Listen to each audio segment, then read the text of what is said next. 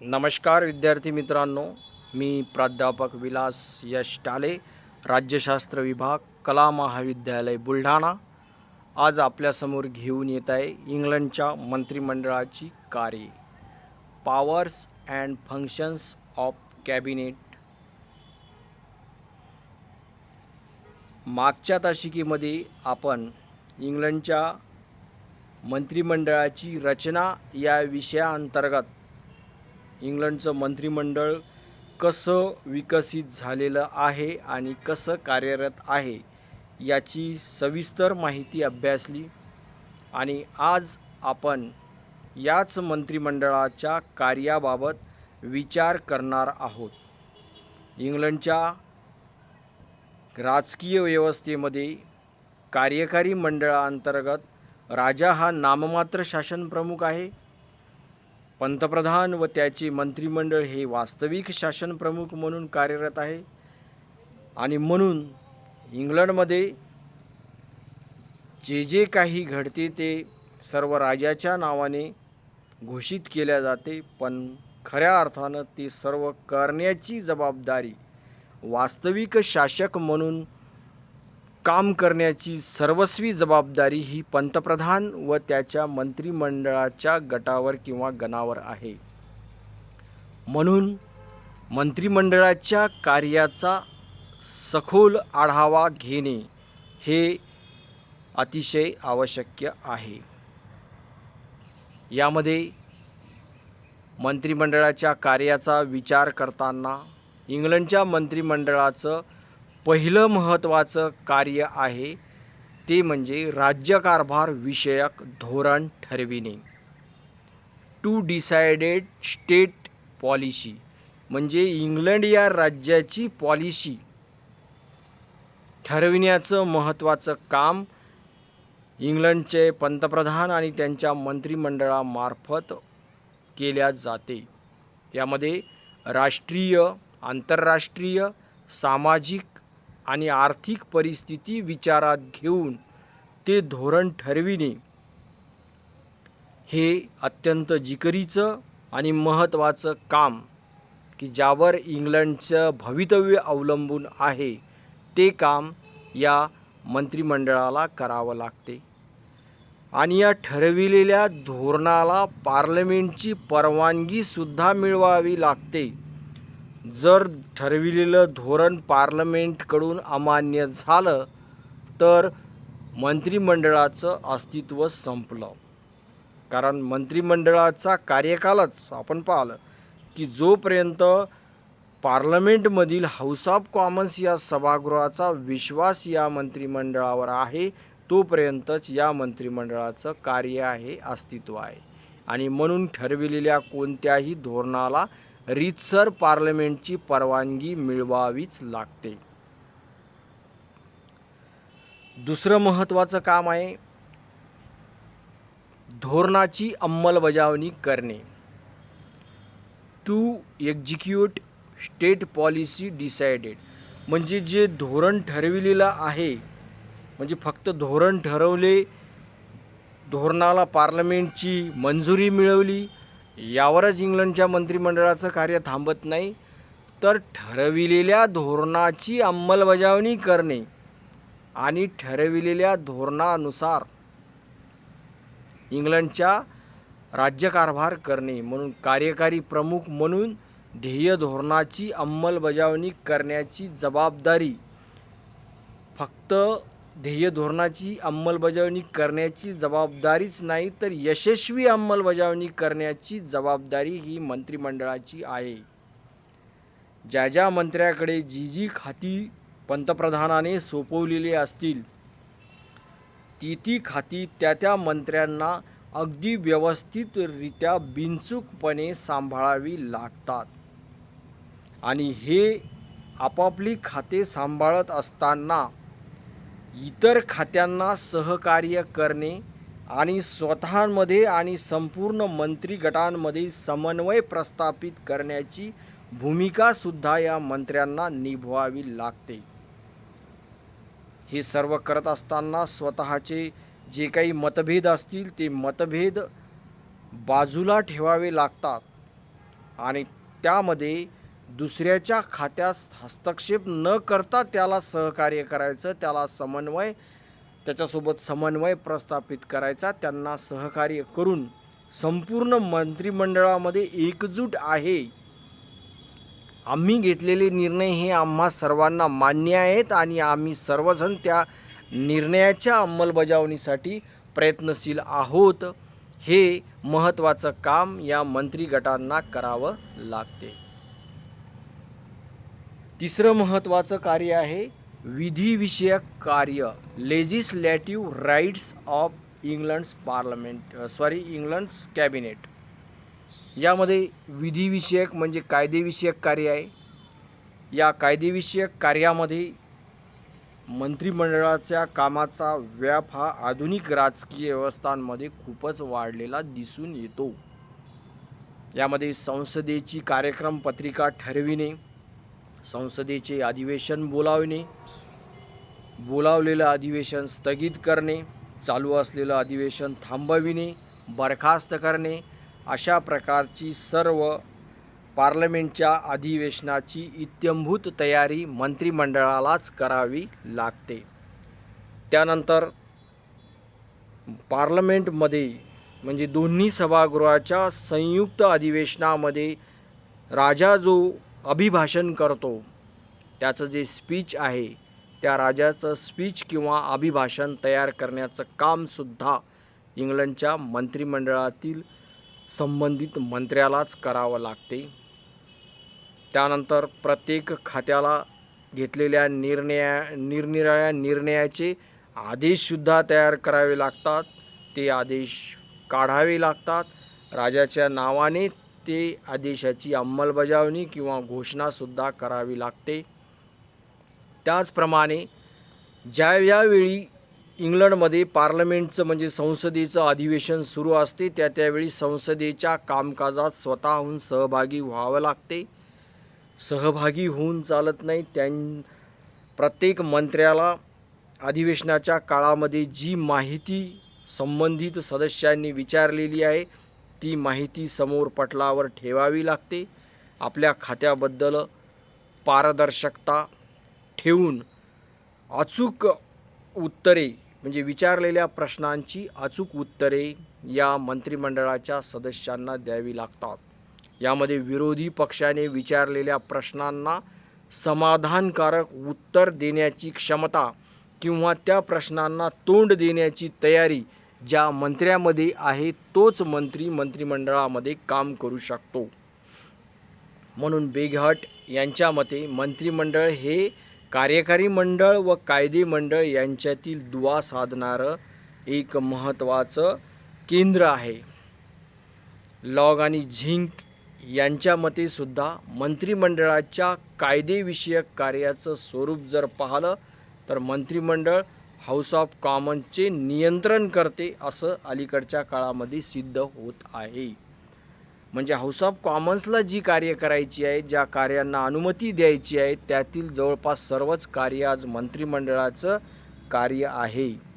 अध्यादेशाच्या तरतुदीमुळे मंत्रिमंडळाच्या कार्यामध्ये भरपूर वाढ झालेली आहे. विधिविषयक कार्यामध्ये मंत्रिमंडळाचा वाढता हस्तक्षेप हा निश्चितच लोकशाहीदृष्ट्या विचार करण्यास लावणारा आहे.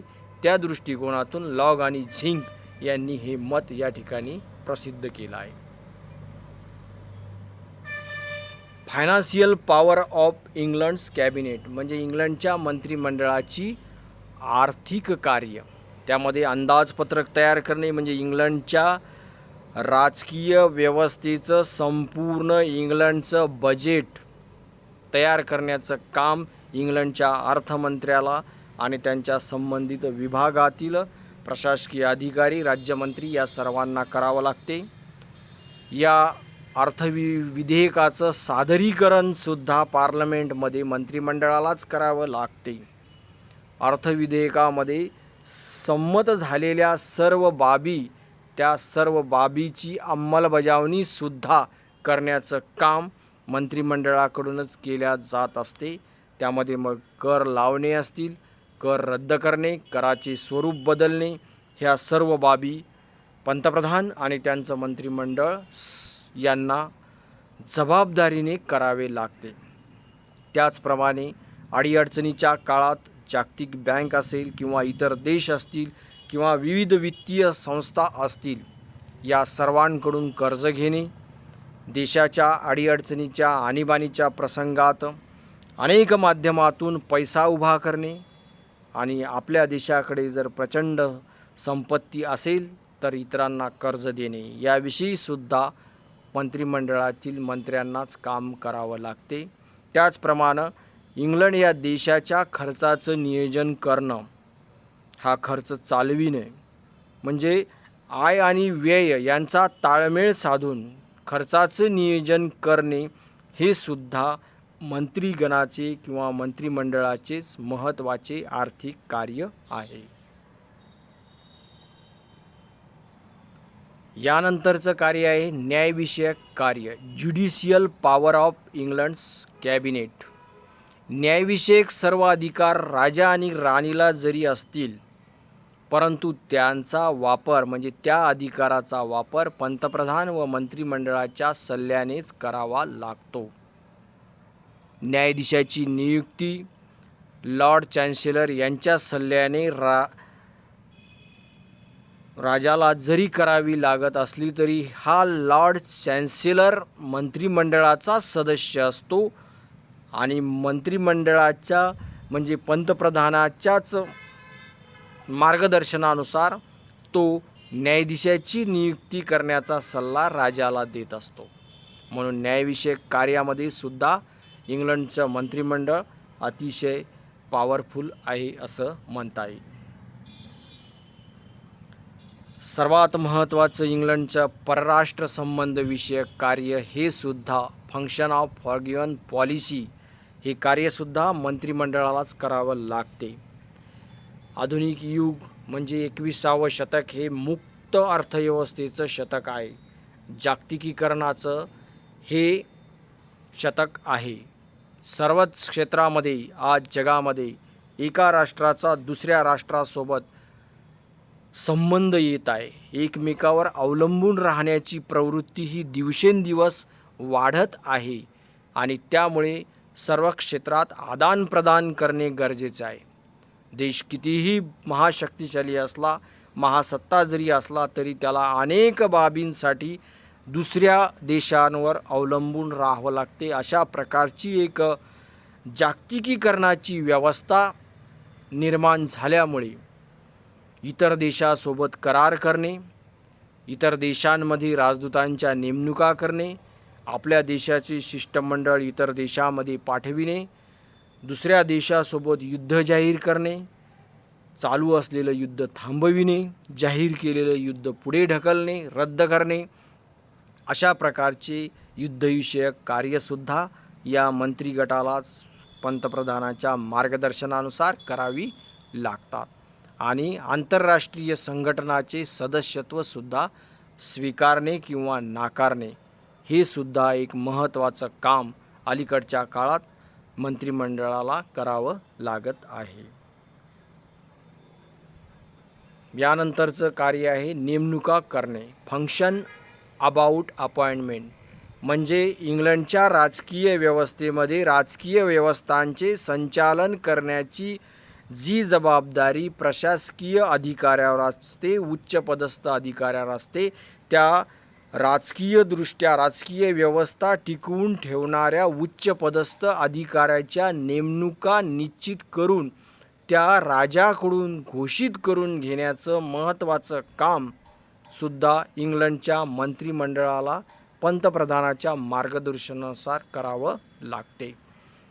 याशिवाय देशामधील पद आणि पदव्या देणे, म्हणजे इंग्लंडमध्ये अनेक प्रकारच्या पदव्या दिल्या जातात.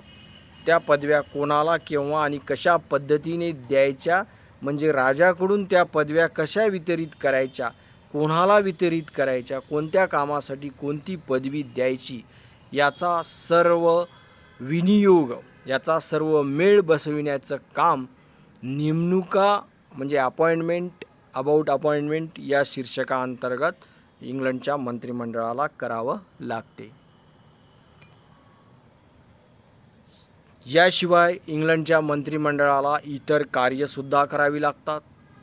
यामध्ये शासनाच्या विविध विभागात समन्वय प्रस्थापित करणे, पंतप्रधानाच्या नेतृत्वा कायदेमंडळ, कार्यकारी मंडळ, न्यायमंडळ तसेच परराष्ट्र, संरक्षण, अर्थ अशा अनेक महत्त्वाच्या खात्यातील नेमणुका प्रक्रिया पूर्णत्वास नेणे, अशा पद्धतीची इतर सर्वच कार्य किंवा कामे इंग्लंडच्या मंत्र्यांना करावी लागतात आणि हे सर्व कामे त्यांना पंतप्रधानाच्याच मार्गदर्शनानुसार करावी लागतात. पंतप्रधानाचा विरोध पत्करून कोणताही मंत्रिमंडळात आपलं अस्तित्व टिकवून ठेवू शकत नाही.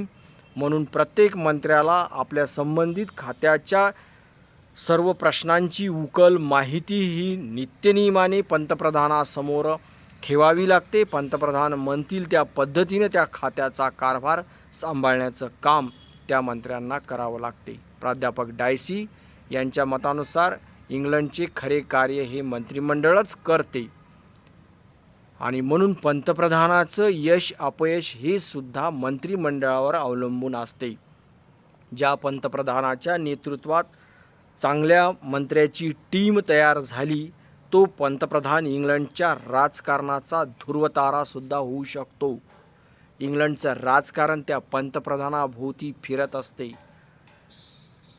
संपूर्ण इंग्लंडवरच नव्हे तर संपूर्ण जागतिक व्यवस्थांवर प्रभाव पाडण्याची क्षमता त्या व्यक्तिमत्वामध्ये निर्माण होते, कारण त्याचं मंत्रिमंडळ त्या ठिकाणी सक्षम असेल तरच.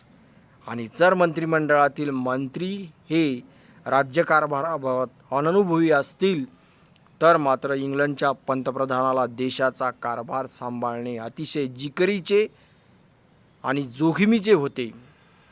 म्हणून पंतप्रधान हा जरी इंग्लंडच्या राजकारणातील ध्रुवतारा असला तरीसुद्धा पंतप्रधानाचे यश अपयश हे संपूर्ण त्याच्या मंत्रिमंडळाच्या टीमवर अवलंबून असते. या ठिकाणी आपण सर्वांनी हा व्हिडिओ शांततेने ऐकला. यामधील महत्त्वाच्या बाबी आपल्या नोट्समध्ये व्यवस्थित लिहून घ्याव्यात आणि त्याचा रीतसर अभ्यास करावा. या व्हिडिओला सबस्क्राईब करून लाईक, शेअर आणि कॉमेंटसुद्धा करावेत. आपण सर्वांनी हा व्हिडिओ शांततेने ऐकला त्याबद्दल सर्वांना धन्यवाद. आपले आभार. थँक्यू. या ठिकाणी इंग्लंडच्या मंत्रिमंडळ हे प्रकरण संपलेलं आहे याची नोंद घ्यावी.